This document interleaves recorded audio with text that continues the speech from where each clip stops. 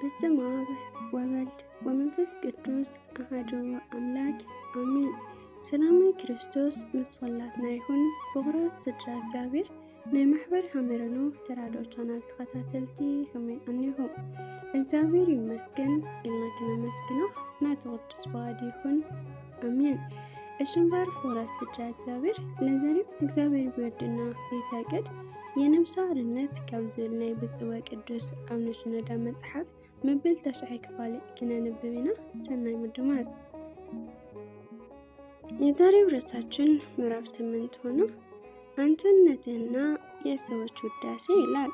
አንተነትና የሰዎች ውዳሴ ቀደም ሲል ራስን ስለመካድ ያልነው ቢኖርም ነፍስ ነጻ ትወጣ ዘንድ ከዚያ አኳያ ሌሎችም ብዙ ሊባል የሚችሉ ነገሮች እንዳሉ አያጠራጥርም። ውድ ወንድሜ ሆይ ወደ እግዚአብሔር መቅረብን ትወዳለህን? ከሐዋርያው ከቅዱስ ጳውሎስ ጋርስ እንዲህ ማለትን ትሻለህን? ሊሄድ ከክርስቶስም ጋር ልኖር እናፍቃለሁ፣ ከሁሉ ይልቅ እጅግ የሚሻል ነውና። ፊልጵ ምዕራፍ 1። ይህን ለማለት ከፈለክ ያ በሰዎች ፊት ከፍከፍ የምታድርገውና የምታማጻድቀው ከእግዚአብሔር ይልቅ ታመልከው ዘንድ ከጀመርከው አንተነት ተላቀቅ።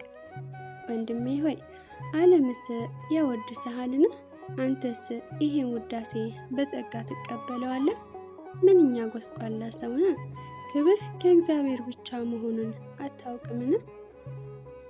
እርሱ የፍጥረታት ሁሉ ደራሲና ፈጣሪ እንደሆነስ እርሱ ብቻ የነበረ ያለ የሚኖር ኃያልና ሙሉ በኩልህ አምላክ ነው። ሰዎች ላንተ ውዳሴ ሲያቀርቡልህ ወይም አንተ ራስህ ለራስህ ስታወድሰው ለእግዚአብሔር ሊሰጥ የሚገባ የነበረው ክብርና ውዳሴ መስረቅህን አታውቅምን? ይህን አይነቱ ጉዳይ አባታችን አዳም የወደቀበት ፈተና ነው።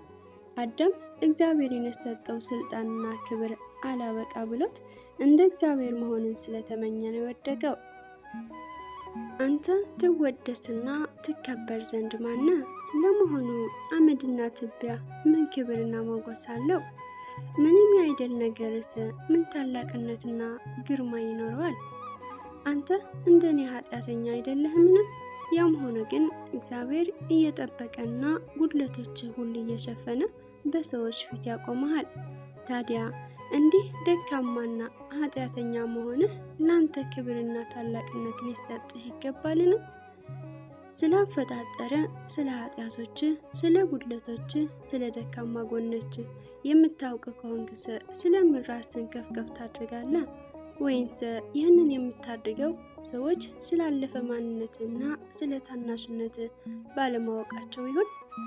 እነርሱ ደካማ ጎኖችን አላገኟቸውም፣ ስህተቶችን አልተገለጠላቸውም። አንተ ግን ይህ ሁሉ ማንነት እያወቅህ ስለምን ታታልላቸዋለህ? ራስን በከንቱ ነገር ስለምን ታታለዋለህ? እንዲህ በማድረግስ የእግዚአብሔር ጥበቃና ኃጢአትን መሸፈኑ አላግባብ ትጠቀምበታለህን? እግዚአብሔርስ ሐሳብህና ስሜቶችህ የታመቁ ፍላጎቶችን በሰዎች ሁሉ ፊት እንዲገልጥብህ ትወዳለህን? ከዚህ ሁሉ በላይ በፍርድ ቀን እንደ ሰዎች ሐሳብ ሳይሆን በጽድቅ የሚፈርደው አምላክ ሲገለጥ ከሞት በኋላ ተከትለው የማይሄድ ከንቱ ውዳሴ ስለምን አሁን ትሻዋለህ?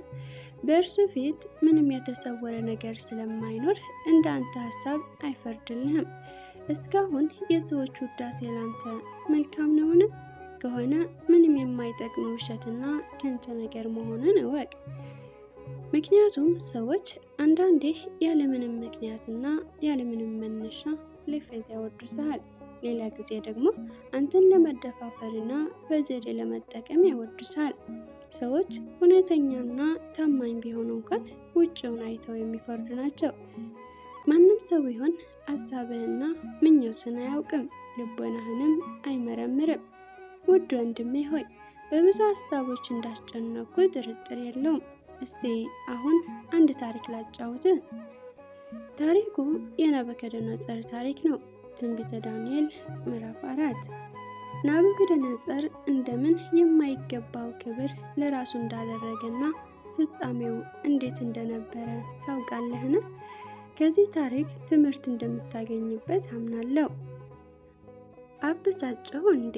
እባክህ ስለ ደካማነቴና ስለ አነጋገሬ ይቅርታ አድርግልኝ። ይሁን እንጂ ማንም ሰው በማያቆላምጥና በማያሞካሽ ቃል እውነት የሆነውን ነገር ሲነግርህ ሌሎች እያወደሱና ከፍ እያደረጉ እንደሚነግሩህ ስለማይዋጥልህ መበሳጨትን ልማድህ አድርገዋል። ግን ለምን? ወንድሜ ሆይ ልትወደውና ልትቀበለው የሚገባ ግን ስለ ማንነት እውነቱን የሚገልጥልህ አነጋገር ነው። ይህም ለደህንነትህ እጅግ ጠቃሚ ስለሆነ አጥብቀህ ልትሻውና ልትይዘው የሚገባ ጉዳይ ነው። ለመሆኑ በሌሎች ሰው ፊት ታላቅ ሆነ መታየት የምትፈልገው ለምንድን ነው? የበታችነት ስሜት ስለሚያጠቃ ይሁን? የበታችነት የሚሰማ ከሆነስ ይህን በማካካስ የበላይ ለመሆን የምትፈልገው ከሰዎች የሚሰነዘርልህ ማንኛውን አይነት ውዳሴ በመቀበል ይሁን?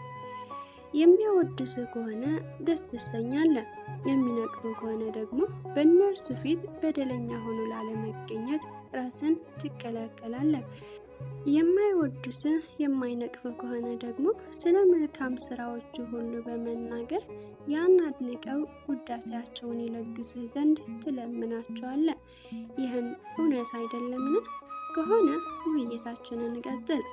ውድ ወንድሜ ምንጊዜም ቢሆን ፍጹም አለመሆንህ ይልቁንም ከሰዎች ሁሉ ይልቅ ደካማና ኃጢአተኛ መሆንህን ማሰብ ላንተ መልካም ነው።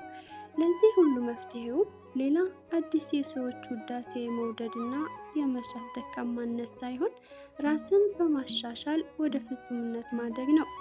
ሰዎች ስለ አንተ ያላቸውን አመለካከት ለማወቅና ውዳሴያቸውን ለማግኘት ምን ያስጨንቅሃል? ሰዎች ካልፈቀዱልህ ወደ እግዚአብሔር መንግስት አትገባ ይሆን? በሰዎች የተወደሱ ብዙዎች እሳቱ ወደማይጠፋውና ትሉ ወደማያንቀላፋው ወደ ጥልቁ ባህር እንደሚጣሉ አትዘንጋ። መጽሐፍ ቅዱስ ያንን አስመልክቶ እንዲህ ይላል፣ ሰዎች ሁሉ መልካም ሲናገርላችሁ ወየላችሁ። ሰዎች ሁሉ መልካም ሲናገርላችሁ ወየላችሁ። ሉቃስ ወንጌል ምዕራፍ 6። ወዳጅ ሆይ የሰዎች ውዳሴዎች ጊዜያዊና መሰረት የሌላቸው ስለሆኑ ያልፋሉ። በአንድ ወቅት ኢየሱስ ክርስቶስ ንጉሳቸው ይሆን ዘንድ የጮሁ የሰዎች ልጆች በሌላ ጊዜ ደግሞ ስቀለው ስቀለው ብሎ ጮኋል። ሰዎች እውነት የሆነውን ሁሉ ስለማያውቁም ውዳሴያቸው የውሸት ነው። ሰዎች እውነት የሆነውን ሁሉ ስለማያውቁ ውዳሴያቸውም የውሸት ነው። እስቲ የምትሰጠኝን መልስ ለማወቅ የሚያጓጓኝ አንድ ጥያቄ ልጠይቅህ። አንተ በውሸት የተሸሸገ ማንነት እያወቅኸው ሰዎች ሲያወድስህ ምን ይሰማሃል? ሰዎች እያወደሱ ባሉበት ሰዓት ስለተሸሸጉ ኃጢአቶች ቢያውቁ አንቅረው ሊተፉህ እንደሚችሉ አታውቅምን?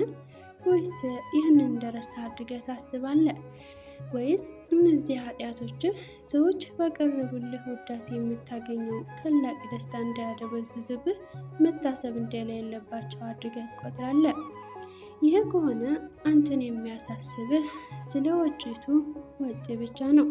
መታየት የምትፈልገውም በውጭ አምረው እንደሚታዩና በውስጥ ግን ርኩሰት እንደተሞሉ በኖራ እንደተለሰኑ መቃብሮች ነው። ብቸኛው ጭንቀትህ ምድራዊ ሕይወት እንጂ ሰማያዊ አይደለም። ውድ ወንድሜ ሆይ እውነተኛ ስሜቶችን ለራስህ ለመግለጥ ፈቃደኛ ሁን።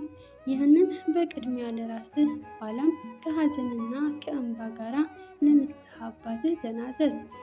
ከዚህ በመቀጠል ደግሞ ሰዎች በሚያወዱስህ ጊዜ ሁሉ ሊሰሙ ስለሚገቡ ነገሮች ተመልከት። በመጀመሪያ ውጫዊ ማንነትህ ከእውነተኛው ከውስጣዊ ማንነትህ የተለየ ፈሪሳዊ እንደሆንክ አድርገህ ራስህን ቁጠር። እኔ በደለኛ በኃጢአት የረከስኩ ሰው ነኝ።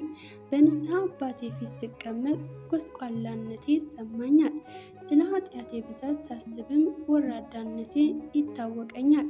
ለጸሎት በቆምኩበት ሰዓትም ዓይኖቼ ወደ አርያም አቀና ዘንድ የማይገባኝ እንደሆንኩ ቆጥራለሁ። ታዲያ ለምንድን ነው ሰዎች የሚያወድሱኝ? ምናልባት በሰዎች ፊት እውነተኛ ማንነት የሸሽጌ የሚቆም ፈሪሳዊ ወይም ሁለት ባህሪ ያለኝ ሰው ስለሆንኩ ይሆናል። ወይም ተዋናይ ይሁን ምናልባት እሆን ይሆናል። ሁለተኛው ሰዎች በሚያወድሱህ ጊዜ ሁሉ ዋጋህን በምድር ስለምትቀበል በሰማይ ዋጋ እንደማታገኝ እወቅ። በዚህም የጽድቅ አክሊልህን ስለ ከንቱ ነገር እንዳጣኸው ተረዳ። በመሆኑም ሰዎች በሚያወድሱህ ጊዜ ሁሉ ይህን አክሊልህን ልታጣው እንደሆነ በማሰብ ልታዝን ይገባሃል። እንዲህ ያለውን ሐዘን አንተነትህ በማንጻት ነፍስህን ይበልጥ ነፃ የሚያደርግ ሐዘን ነው። ሶስተኛው ሰዎች ሲያወድስህ የማይገባን እየተቀበልክ ወይም እየወሰድክ መሆንህን አስብ። የእግዚአብሔርን ክብር አንተ እየሰረክ መሆንህን ተገንዘብ። ኢየሱስ ክርስቶስ መልካሙን ስራችሁ አይተው በሰማይ ያለው አባታችሁ እንዲያከብሩ ማለቱን አትዘንጋ። ማቴዎስ ወንጌል ምዕራፍ 5። ስለሆነም ያ ክብር ለሰማይ አባትህ ሳይሆን ላንተ የሚቀርብ ከሆነ በማወቅም ይሁን ባለማወቅ ያን ክብር እየሰረቅ መሆንህን እወቅ። ስለዚህ መንግስት ያንተ ናትና ኃይል፣ ክብር፣ ምስጋና ለዘላለሙ እያልክ እየጸለይክ በሌላ በኩል አንተ የእግዚአብሔርን ክብርና ምስጋና ለመንጠቅ ስለምትፎካከር ራስን ውቀሰው። መዝሙረኛው ግን እንዲህ ነው ያለው፣ ለእኛ አይደለም አቤቱ ለእኛ አይደለም፣ ነገር ግን ለስምህ ስለ እውነትም ስለ ምሕረትህ ምስጋናን እናቅርባለን። አራተኛ ሰዎች በሚያወድሱህ ጊዜ ራስህን በማካድ ሀሳባቸውን ወደ እግዚአብሔር እንዲያድርጉ ምሳሌ ሆናቸው። ያለ ግብዝነት ማስመሰል በሌለበት ትህትና አንተ ደካማና ኃጢአተኛ መሆንህን በመግለጽ እንዲህ ባለው ጉዳይ ፈጽሞ ሊመሰገን የሚገባው እግዚአብሔር መሆኑን አስረዳቸው። እነርሱም የተናገርክባቸው ቃላት ለራስህን በመናገር ዳግመኛ እንዲህ ባለው ትዕቢት እንዳትወድቅ ራስህን አጽና። አምስተኛ አንተን ሊያወድሱ የሚችሉ ንግግሮችና ዜናዎችን ገና ከመጀመራቸው በሚቻል ሁሉ የጨዋታውን አቅጣጫ ለማስቀየር ሞክር። ባይቻልህ ግን በምትሰማው ውዳሴ አትደሰት። ይልቁንም ክብርን ሁሉ እንደሚገባው ለእግዚአብሔር አቅርብ። ስድስተኛ ሰዎች ባወደሱ ጊዜ ሁሉ እነዚህ ሁሉ ድንቅ ጥቅሶችን አስታውስ። ከሰው ክብርን አልቀበልም። ዮሐንስ ምዕራፍ 5 በአንተ ዘንድ በነበረኝ ክብር አንተ በራስህ ዘንድ አክብረኝ። በአንተ ዘንድ በነበረኝ ክብር አንተ በራስህ ዘንድ አክብረኝ። ዮሐንስ ምዕራፍ 17 እነዚህ ጥቅሶች በልብህ አጥንተህ ሁል ጊዜ በውስጥ ድገማቸው። ሰባተኛ ሰዎች በሚያወድሱ ጊዜ ሁሉ ኃጢአትን በማስታወስ ሕሊናህን ይወቅስህ ዘንድ ተወው። ይህም በውስጥህና ከውጭ በሰዎች በሚቀርብልህ ውዳሴ መካከል ሚዛናዊነትን ሊፈጥርልህ ስለሚችል ነው። በመጨረሻም ሰዎች በሚያወድሱ ጊዜ ሁሉ ልታደርጋቸው የሚገቡ እነዚህ ከሆኑ የሰዎችን ውዳሴ የማትፈልግበትና የማትለምንበት ሁኔታ የሚያመጣው የጊዜ ጉዳይ ብቻ ይሆናል። የሚቀጥለው ርዕስ ምዕራፍ 9 ሆኖ አንተና የሰዎች ተቃውሞዎች ይላል። እግዚአብሔር ቢወድና ቢፈቅድ ያንን ርዕስ በሚቀጥለው ሳምንት የምናነበው ይሆናል። የዛን ሰው ይበለን።